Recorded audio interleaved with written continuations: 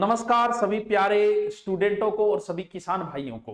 किसान भाइयों के लिए वीडियो अति आवश्यक है और हम सब किसान वर्ग से हैं जुड़े हुए हैं, तो ये वीडियो आपके लिए भी बड़ा आवश्यक वीडियो है और इस वीडियो को ज्यादा से ज्यादा किसानों तक पहुंचाएं ताकि फायदा, मैंने कहा नहीं कभी शेयर करने, इस वीडियो के लिए आपको कह रहा हूं क्योंकि जरूरी वीडियो है ये। थोड़ा सा ये वर्तमान में हम पशुओं बगैर हम हमारी कल्पना नहीं कर सकते। हमारी दैनिक आवश्यकता दूध दही छाछ सब पशुओं से मिल रही है और वर्तमान में पशुओं के अंदर बहुत भयंकर रोग फैला हुआ है और उस रोग का नाम है लंबी स्किन डिजीज रोग। हो सकता है आपने नाम सुना होगा। यह लंबी स्किन डिजीज रोग जो कि एक वायरस रोग है, कैम्प्रीपोक्सी या फिर जिसे कहते हैं नितलिंग वायरस, नितलिंग या कैम्प्रोपोक्सी वायरस। देसी भाषा में, सीधा गांव की भाषा में बात करूं, क्यों गांव के अपने बुजुर्गों को याद नहीं रहता तो गांव वाला सीधा याद रखो कि गांठियो रोग यानी गंठदार रोग, यानी पशुओं की गांठ हो जाती है, वही है गंठदार रोग जिसे हम कह सकते हैं।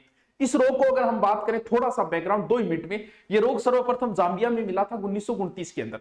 फिर ऐसे होते हुए रूस होते हुए भारत, एशिया महाद्वीप में बांग्लादेश में इसका 2019 में इसका केस मिला था।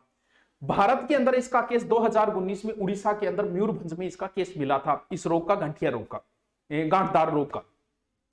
तो इस केस में पिछले 16 महीने में भारत के 15 राज्यों में ये रोग फैल चुका है पशुओं के अंदर। यानी तेजी से वायरस रोग है तो फैलते फैलते, समय इतना ही कोरोना में लगा था, फैलते फैलते कभी ना कभी आप तक पहुंच ही जाता है, आपके आस पड़ोस गांव तक इस रोग पहुंच ही जाता है। जैसे कोरोना वायरस जो था, डरते डरते 15, 16, 17 महीने बाद हमारे आस पड़ोस गांव तक पहुंच गया था। तो ये रोग भी मान के चलो कि पहुंच सकता है आपके गांव, आपके पड़ोस तक। ये रोग किस में होता है? ये रोग पशुओं में होता है, गाय और भैंस के अंदर।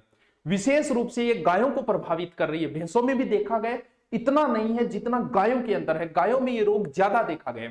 अब बात ये आती है कि सर लक्षण क्या है। पहले हम देखें कि इस रोग के लक्षण क्या है। जैसे ही इस रोग के संपर्क में कोई पशु आए, सर संपर्क में कैसे आएगा, यानी फैलेगा कैसे, पहले ये देखना है। ये रोग फैलने का एक तो कारण होता है कि पशु दूसरे पशु के रोगी के संपर्क में आ जाए। दूसरा, ये आने के बाद मच्छर है, मक्खी है, इनकी वजह से ये रोग फैलता है। फैलने के बाद कुछ समय लगता है पशु के अंदर इसके लक्षण आने में। सबसे पहले जो लक्षण आएंगे वो गांठ बननी शुरू होगी इससे संबंधित। आज आपको पता है मुख्यमंत्री साहब ने भी इससे संबंधित पोस्ट की थी, क्या ध्यान रखना क्या, वो मैं सीधे आपको देसी भाषा में बता दूंगा। इसमें गांठ बनने शुरू होंगे और पशु के पूरे शरीर के ऊपर गांठ बनेगी, पैरों के अंदर, पूंछ के अंदर भी, माथे के अंदर भी, ऊपर जन्नांगों के अंदर भी और अंदर भी बन सकती है, यानी गर्भाशय के अंदर भी, अंदर भी गांठें बन सकती है। इससे मुंह के अंदर लार टपकनी शुरू हो जाएगी, उसकी नाक के अंदर भी बन सकती है, आंखों के ऊपर भी बन सकती है, बड़ी बड़ी गांठें बननी शुरू हो जाती है। इससे तुरंत ही पशु बीमार हो जाएगा, यानी बुखार आएगी, उसके बाद में दूध देना कम कर देगा और भी बहुत सारे इफेक्ट पशु के अंदर आने शुरू हो जाते हैं। अब बात करें मृत्यु दर, तो है कम इसकी, 10% से नीचे ही है। जिस रोग होता है 10% से नीचे पशु मृत्यु दर है इसकी। दूसरी सबसे अच्छी बात यह कि ये पशुओं से मानवों में नहीं फैल रहा है। आपके अगर पशु किसी के हो गए तो डरने की जरूरत नहीं है, मानव के अंदर ये रोग नहीं फैला। फिर भी हमें भी सावधानी रखनी चाहिए, लेकिन नहीं फैल रहा है, ये सबसे अच्छी बात है इस रोग की। अब हम बात करते हैं कि इस रोग की पहचान आपको बता दी, गांठें बनेगी बड़ी बड़ी, इसके बाद में वो गांठें बड़ी होगी, फिर कुछ गांठें फूट के घाव हो जाएंगे और घाव के बाद रस्सी टपकनी शुरू हो जाती है, कुछ गांठें झड़ना शुरू हो जाती हैं। अगर इम्यूनिटी अच्छी है और तो पशु धीरे धीरे सही भी हो जाता है, लेकिन पशु में बहुत सारे प्रभावित आएंगे। हो सकता है उसमें जनन क्षमता न रहे, या पशु गर्भाशय गए तो गर्भपात भी पशु का हो सकता है। तो इस प्रकार के कुछ लक्षण, अल्सर भी बन सकता है। अब हम बात करें कि अगर पशु के हो गया तो हम क्या करें सर। पहली बात, वही सावधानियां रखनी पड़ेगी जो कोरोना के अंदर मानव को, क्योंकि ये एक वायरस रोग है। वायरस रोग कभी समाप्त नहीं होते। जैसे कोरोना एक वायरस रोग है, पोलियो वायरस रोग है, HIV वायरस रोग है, तो रेबीज है, ये रोग जो है वो कभी समाप्त नहीं होते। तो वायरस रोग कभी समाप्त नहीं होता, इनका कभी उपचार भी नहीं आता, इनका बचाव ही इनका उपचार होता है। जब पशु के हो जाए तो हमें डॉक्टर ट्रीटमेंट लेना है, वो डॉक्टर दवाइयां देगा, उनकी हम चर्चा न करके हम देसी इलाजों की चर्चा करेंगे इनके अंदर। जैसे ही पशु के अंदर हुआ, सबसे पहले तो पशु को क्वारंटाइन करो। यानी अगर आपके पास 10 गायें हैं, 10 भैंसे हैं या और पशु है, जिसके हो गया उस पशु को अलग किया जाए, उसका खाने पीने बर्तन सारे ही अलग रखे जाए। दूसरी बात, ये रोग मच्छरों द्वारा या मक्खियों द्वारा फैल रहा है।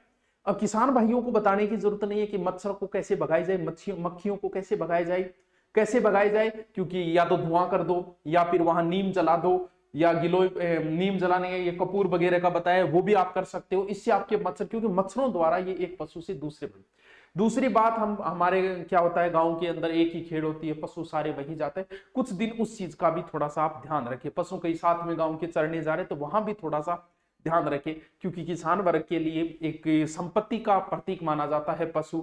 और बहुत बड़ी भी आजकल पैसे भी बहुत लगते हैं, भैंस लाएं, गाय लाएं, ऊंट लाएं। तो अब देखिए, पहचान आपको बता दी गई है। अब गांठ बननी शुरू हुई तो कई बार ऐसा होता है कि जैसे पिछली बार कोरोना में किसी को खांसी आ रही, टेंशन नहीं आ रहा, आपने खांसी है को नहीं है, घटी कोरोना रही एक नॉर्मल है। कई बार पशु में ऐसे भी गांठ हो सकती है।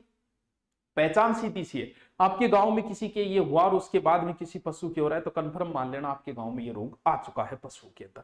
अब बचाव एक से दूसरे के हो रहा है तो मतलब कंफर्म आ चुका है। पहचान सीधी सी है, अब इसकी कोई जांच थोड़ी कराओगे। अब बात करने की इसका इलाज क्या है। किसी भी वायरस रोग का इलाज ओनली फॉर इम्यूनिटी पावर होता है।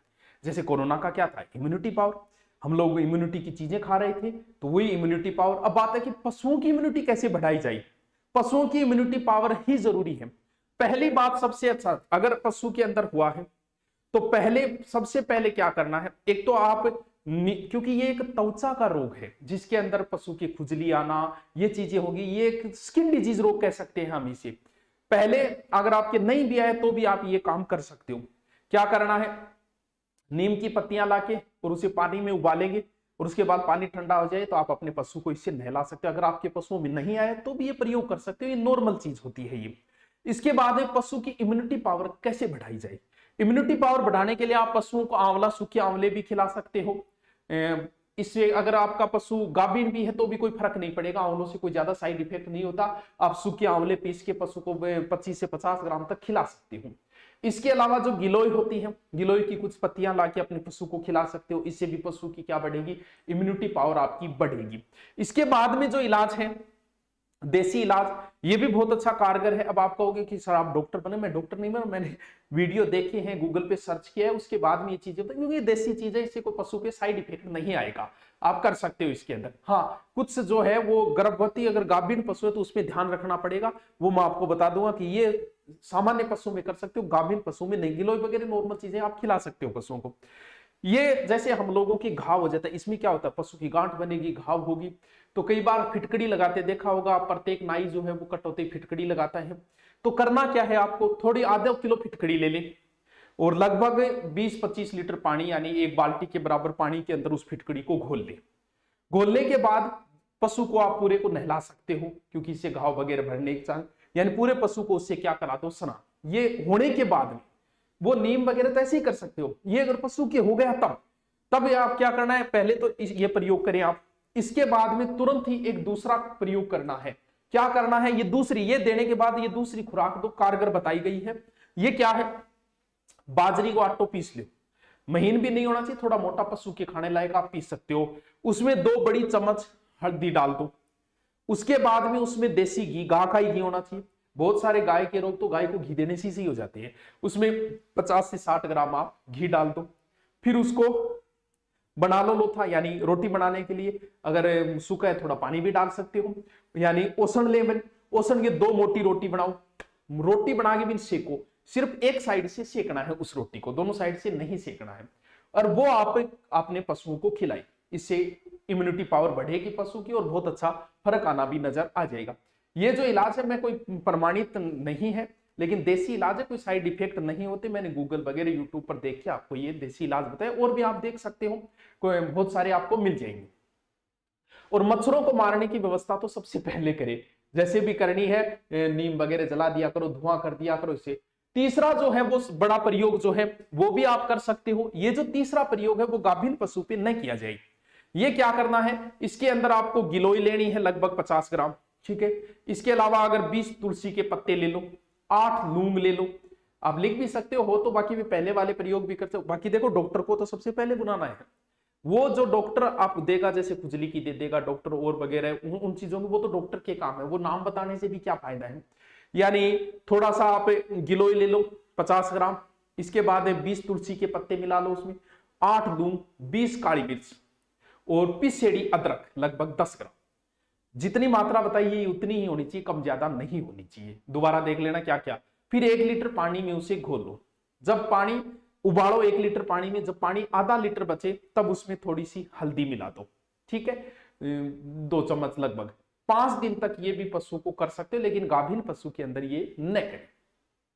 ये एक रोग है, अगर आ जाए तो कोई ज्यादा डरने की जरूरत नहीं है। अगर अच्छा इम्यूनिटी पावर है तो पशु धीरे धीरे सही हो जाए, लेकिन पशु की बहुत बड़ा नुकसान हो जाता है, बीमार हो जाता है, कमजोर हो जाता है दूध, और बाकी पशु मानवों में नहीं फैलता है, लेकिन ये बहुत बड़े स्तर पर फैल चुका है राजस्थान के अंदर। तो इसे थोड़ा सा ध्यान रखें, बचाव ही उपचार है। Okay, thank you. कैसा लगा आपको वीडियो ये भी जरूर बताएं, और किसान भाइयों तक इस वीडियो को भी पहुंचाएं। ओके।